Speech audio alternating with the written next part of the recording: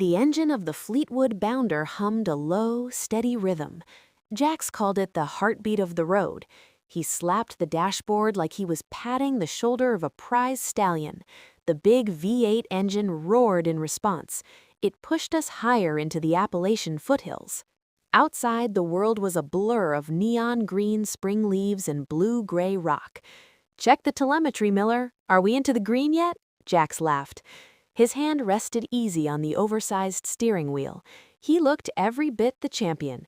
He had sunglasses perched on his head and a wide grin. From the passenger seat, Sarah did not look up from her physical map.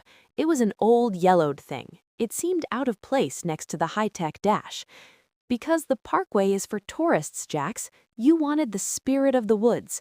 This is the old logging route. It is cleaner. No crowds." "And no cell service," Miller muttered from the back. He was hunched over a laptop. "I'm just saying, if the alternator goes out here, we are not calling for help. We are calling for a miracle." "Relax, Miller," Jax joked. "You've got the champion behind the wheel." An hour later, we pulled into a scenic overlook called the Devil's Elbow. The air was crisp. It smelled of damp earth and blooming rhododendrons. We hopped out. The heat of our coffee mugs warmed our palms. The wood of the nearby benches was silver with age. It was carved with decades of initials. "Hey," Sarah said suddenly. Her voice was dropping. She was pointing to a hand-painted sign near the trailhead. It was faded. The letters were peeling. "Leave only footprints. Take only memories. Give no names." Jax snorted. "Give no names? What is the mountain going to do? Steal my identity? I'm Jax. I'm the champion. Let them hear it." "It's an old rule, Jax," Sarah whispered. "The locals believe the echoes here are not just wind. They say if you shout your name, the mountain catches it, and once something out there knows what to call you, it can start calling back. They call it the mimic of the hollow. It waits for people like us, happy and loud and full of life. It waits for us to enjoy ourselves so much that we stop paying attention to our own shadows, and then slowly it starts to trade places." Miller shivered. "How do you know if it's traded?" Sarah finally looked at us. "You do not. Not until you see yourself standing 10 feet away, watching you live your own life." Jax laughed, but the sound did not travel as far as it had earlier. "Well, it's got a lot of work to do if it wants to be this handsome.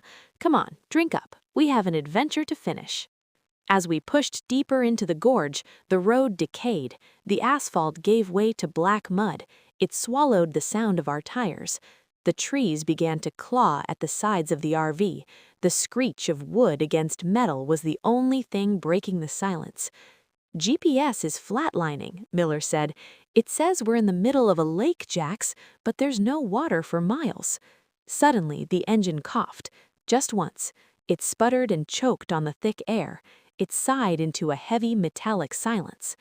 We sat in the dim glow of the cabin lights. The Fleetwood Bounder now felt like a tin can sitting in a dark cupboard. Outside, the trees seemed to move closer.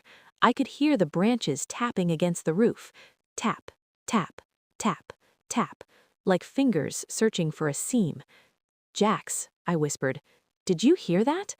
From the radio, a recording of Jax's voice from 2 hours ago played back. "Tell me this is not the 20% of life that makes the other 80% worth it." Jax froze. "I did not record that," he whispered.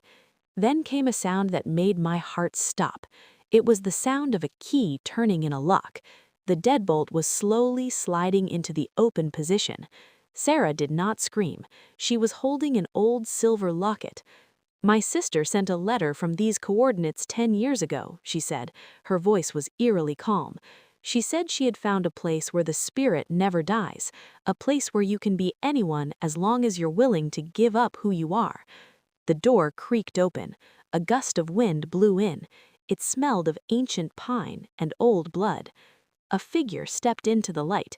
It was Sarah, not the Sarah by the fridge, but another one, pristine, healthy, clean. "I'm having a great time," the thing next to me said. It used the voice of Jax. Its features began to rearrange like digital static. "Run!" Jax roared. We smashed the side window and tumbled into the gray mud. We ran blindly, no flashlights, no maps. Every tree we passed had a face, not carved into the bark was the face. Thousands of them, all of them were us. We did not stop until the mud turned back to the blacktop of a state highway. A local deputy picked us up. He drove us to a 24-hour diner. It was bright. It smelled of burnt toast and floor wax. It was the safest place on earth. "I'm going to the restroom to wash my face," Jack said. His voice sounded like his own again. "Then we call our parents, then we never speak of this again." He pushed open the restroom door and stepped inside. A minute passed. Then the door opened and Jax walked out. He was smiling. He sat back down and took a huge, satisfied gulp of his coffee. "Better," he said. "Everything is simple now." I felt the blood drain from my face. "Jax, where is your other shoe? You lost it back in the woods." He looked down at his feet. He was wearing both boots. Both were polished. Both were perfect.